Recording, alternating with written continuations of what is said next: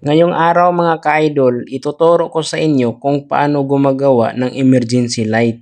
Ito ay hindi na kailangan ng kuryente, lalo na sa lugar ninyo ay laging nababrown out.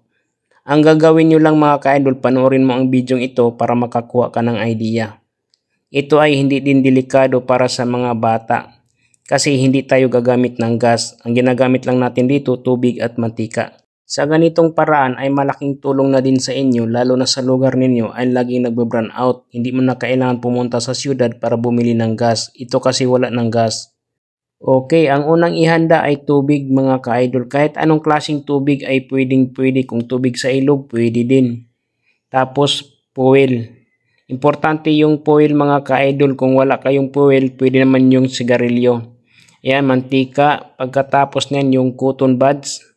So, importante din yan mga ka-idol kasi yun talaga ang kailangan, pati yung plastic na baso.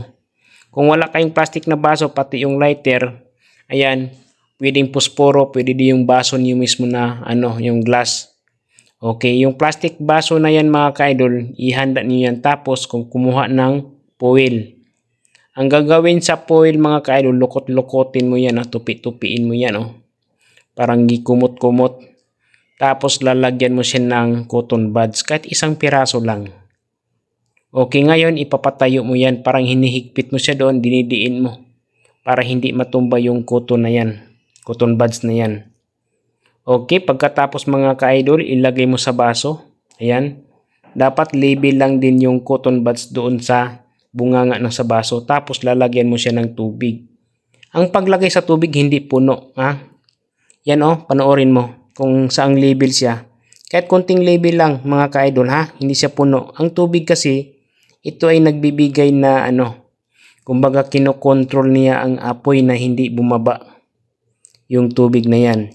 Ngayon, paglagay mo sa tubig, minsan umaangat yung foil mga ka-idol. Mas maganda, pwede mo siya lalagyan ng bato. Daganan mo ng bato para hindi umaangat.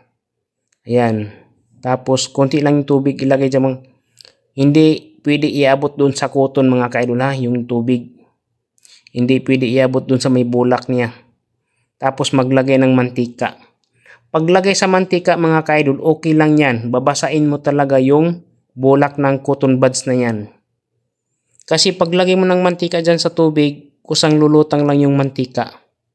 Ang mantika, ito yung silbing gas niya na doon kinukuha yung yung apoy. Kung walang mantika, hindi po yan sisindi at hindi umiilaw, Hindi magiging apoy yung niyo, yung ginagawa ninyo. Okay, mas maganda kung maraming mantika, Kasi diyan mga ka-idol, kapag naubos yung mantika, tsaka pa mamatay yung apoy na yan, yung ilaw na yan. Yan, sindihan mo lang.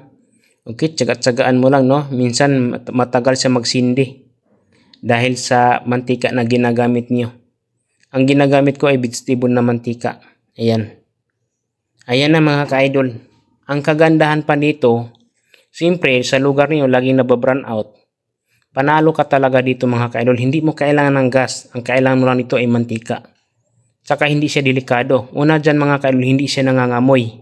Pero mga ka-idol, pwede kayo gagamit ng baso na mabibigat, Kasi kapag plastic tulad sa ginagamit ko ngayon, yung dinidemo ko sa inyo, minsan natutumba yan kapag nasagi siya. So, mas maganda pa rin yung baso na mabibigat.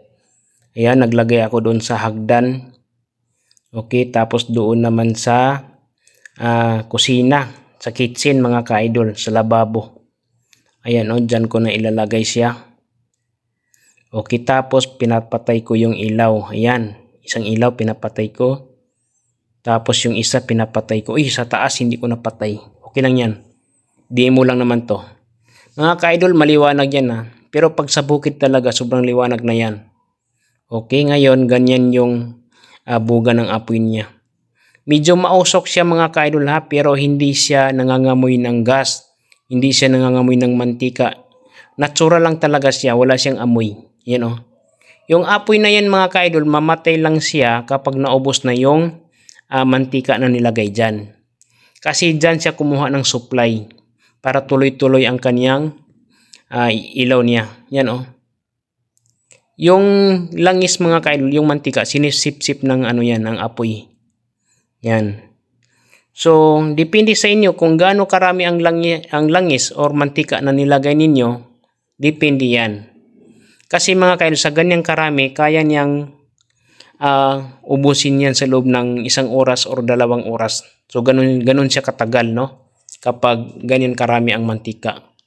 Kasi konti lang kinakain yan mga kaidol. Tapos yung continue pa rin, tuloy-tuloy pa rin yung kanyang ilaw.